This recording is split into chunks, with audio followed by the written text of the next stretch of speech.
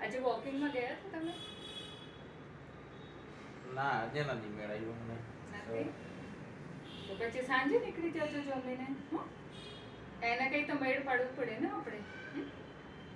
બ્રેનમાં આપણે કેવી રીતે બ્લડ સર્ક્યુલેશન વધારે. કઈ યોગા વગેરે આવડે છે તમારે? ના યોગા કઈ એમાં મને ઈ ઓલા છે ને જે શ્વાસનું એ મને કઈક નથી. આ શ્વાસ નથી કરવાનો.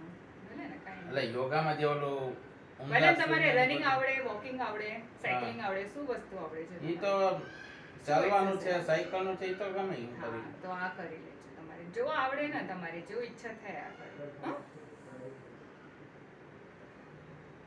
આ બરાબર છે ને 5-10 દિન પછી આપણે આ રિઝલ્ટ બતાવે. હાથ મૂકીને.